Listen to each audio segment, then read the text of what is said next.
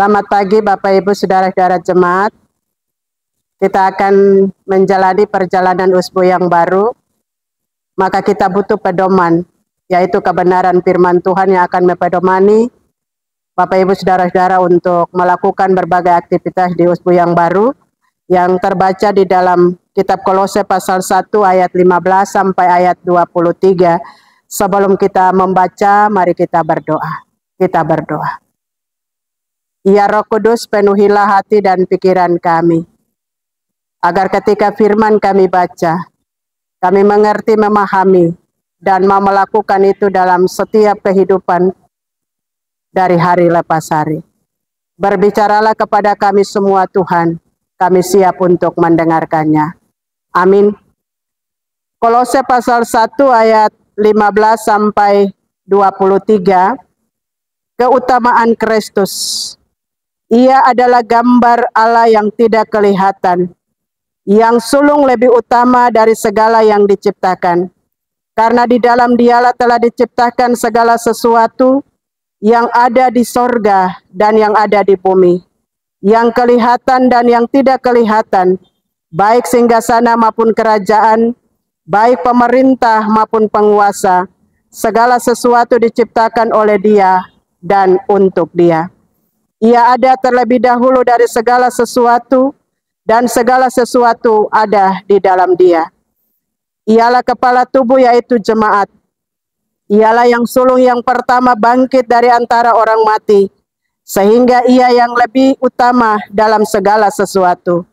Karena seluruh kepenuhan Allah berkenan diam di dalam Dia, dan oleh Dialah Ia memperdamaikan segala sesuatu dengan dirinya, baik yang ada di bumi maupun yang ada di sorga. Sesudah Ia mengadakan pendamaian oleh darah salib Kristus, juga kamu yang dahulu hidup jauh dari Allah dan yang memusuhinya dalam hati dan pikiran seperti yang nyata dari perbuatanmu yang jahat, sekarang diperdamaikannya di dalam tubuh jasmani Kristus oleh kematiannya, untuk menempatkan kamu kudus dan tak bercela dan tak bercacat di hadapannya. Sebab itu kamu harus bertekun dalam iman, tetap teguh dan tidak bergoncang, dan jangan mau digeser dari pengharapan Injil yang telah kamu dengar dan yang telah dikabarkan di seluruh alam di bawah langit, dan yang aku ini Paulus telah menjadi percaya. Demikian pembacaan Alkitab. Ibu bapak dan saudara-saudara jemaat yang Tuhan Yesus kasihi, kita berada dalam suasana Paskah. Sebuah kemenangan yang telah diperlihatkan Yesus bagi seluruh dunia, termasuk kita sebagai orang-orang yang percaya. Dan Paskah memberikan sebuah harapan baru bagi kita. Maka sebagai orang-orang percaya yang telah menikmati keselamatan dalam kemenangan Tuhan melalui kebangkitan Tuhan, maka itulah bukti iman yang menentukan keberadaan hidup kita. Kebangkitan Yesus membuktikan bahwa Dia sungguh-sungguh Allah, anak Allah yang hidup, yang telah menang atas kuasa dosa dan maut, dan mengalahkan segala bentuk keserakahan manusia yang telah merekayasa sebuah kematian dan kebangkitan. Oleh karena itu, sebagai orang-orang percaya, kita harus meyakini bahwa Tuhan yang hidup adalah Tuhan yang tidak pernah berdiam diri.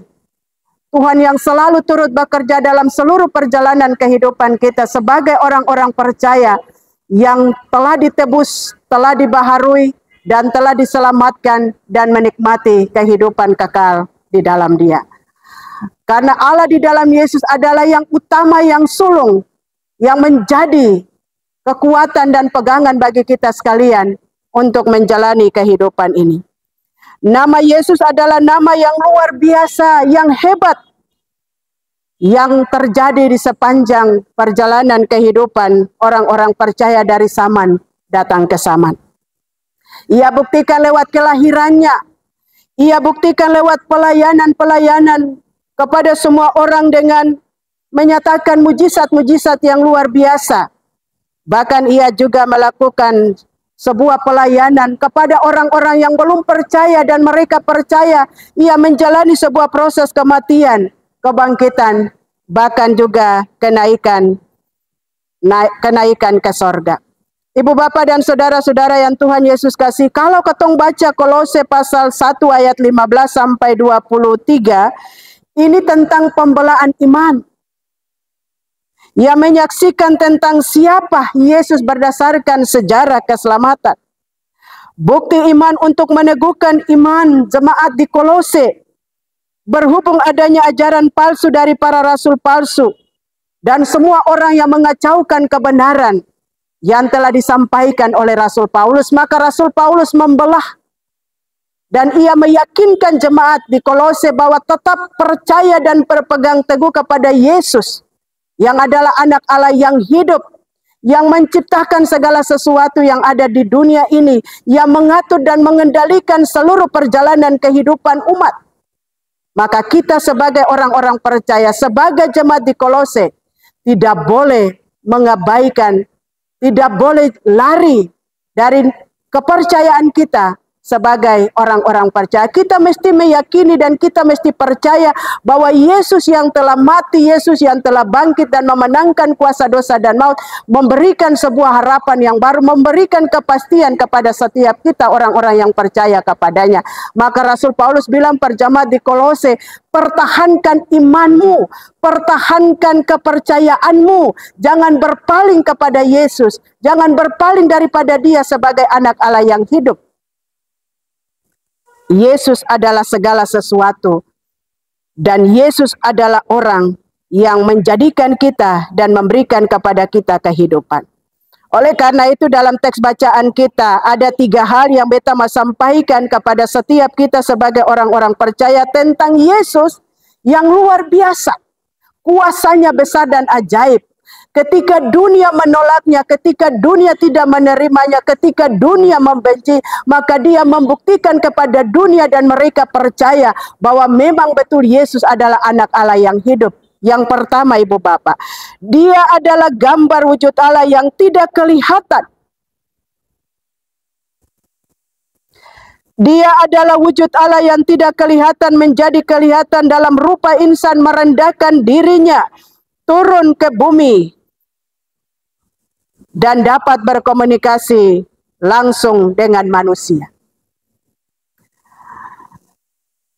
Allah dalam manusia, Yesus bukanlah maksudnya menyatukan dan menyembah Allah yang satu atau dua atau tiga, tetapi Allah yang tetap satu, Allah yang tetap sama, yang tidak berubah sampai kapanpun. Di mana Tritunggal kita percaya hanya di dalam Allah melalui Yesus dan melalui Roh Kudus. Dan inilah yang ketong percaya sebagai orang-orang yang beriman Tuhan. Bahwa Dia adalah wujud dari Allah yang tidak kelihatan. Dia hadir dalam setiap situasi dan kondisi apapun. Dan kita tidak memegang Dia secara fisik. Tetapi dalam setiap perjalanan kehidupan kita mengalami kehadiran Tuhan. Merasakan pertolongan Tuhan. Dan Ia masuk ke dalam dunia. Menebus dan menyelamatkan kita.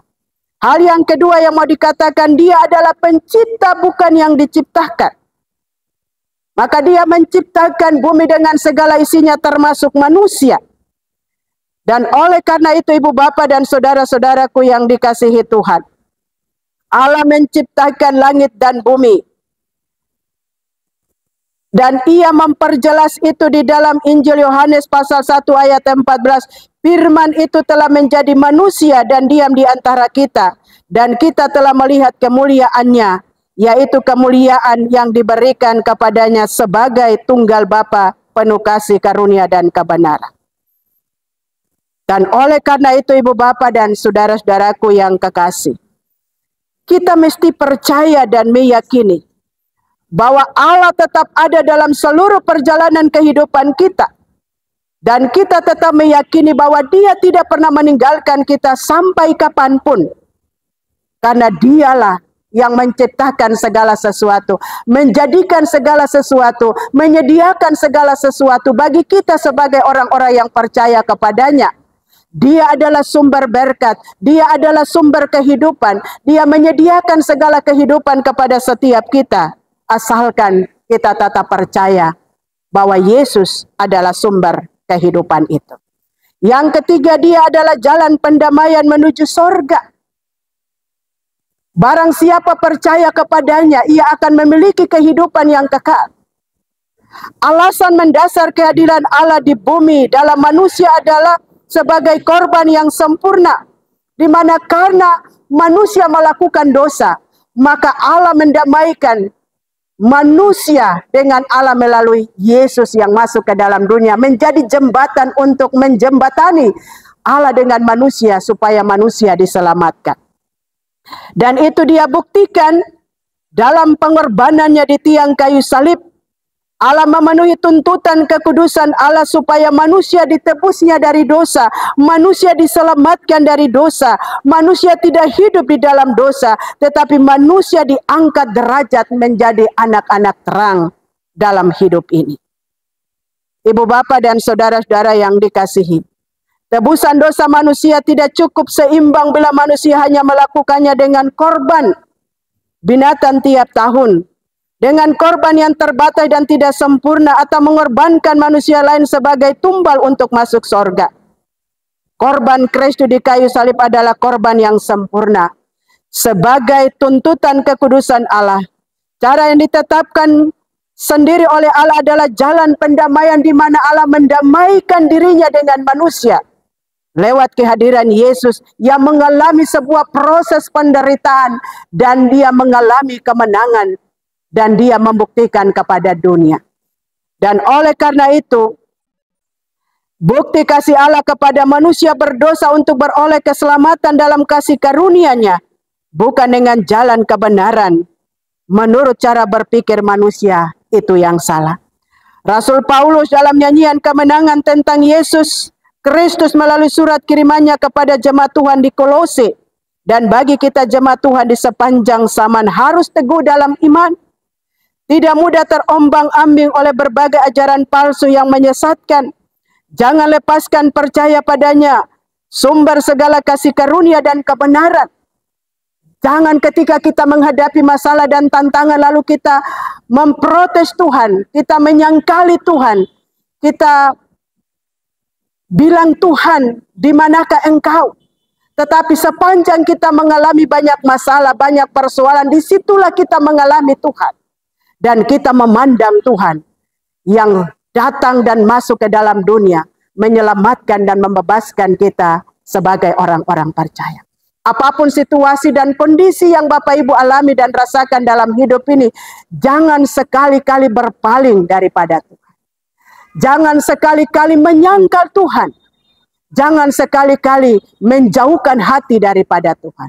Sepanjang kita menjalani kehidupan dan kemenangan lewat kebangkitan Kristus, di mana Paskah memberikan harapan baru kepada kita, kita tetap menaruh pengharapan kepada Tuhan Yesus yang menghadirkan damai sejahtera dalam seluruh perjalanan kehidupan kita. Dia telah menanggung segala penderitaan, Dia telah menanggung dosa-dosa kita, Dia memberikan jalan-jalan kehidupan yang terbaik kepada kita, sehingga kita menjadi orang-orang yang telah ditebus dan menjadi orang-orang yang telah diselamatkan. Dunia sekarang dengan berbagai tawaran, tapi Yesus menawarkan kepada kita bahwa jalan kehidupan Dia siapkan. Asalkan kita tidak boleh berpaling daripada Dia. Jalani dan ikuti jalan Tuhan. Walaupun jalan Tuhan itu tidak enak, tidak mudah, tidak gampang. Jalan yang penuh dengan penderitaan. Tapi di ujung jalan sana ada kebahagiaan, ada sukacita, ada berkat. Dan kita harus meyakini bahwa tidak ada nama lain selain nama Yesus yang kita imani dan kita percaya. Nama Yesus itulah yang kita yakini dan kita imani dalam hidup ini. Jangan percaya kepada nama-nama yang lain. Hanya nama Yesus menjadi sandaran dan kekuatan bagi kita untuk menjalani kehidupan ini. Sebab ketika kita percaya hanya di dalam nama Yesus, maka kita akan diselamatkan. Dan kita telah memperoleh keselamatan lewat kebangkitan Tuhan. Mari kita jauhkan keserakahan. Kita jauhkan kemalasan kita. Kita jauhkan segala hal yang membuat kita terjebak di dalam tawaran-tawaran dunia. Yesus menginginkan kita untuk selalu datang kepadanya. Dan Yesus menyediakan kesempatan untuk menikmati berkat kehidupan yang Ia siapkan kepada kita. Berjalanlah di jalan Allah. Dan tempuhlah perjalanan bersama Allah. Karena di sana ada kebenaran. Di sana ada keselamatan. Di sana ada kehidupan. Dan di sana ada kebahagiaan dan sukacita. Tuhan Yesus memberkati. Amin.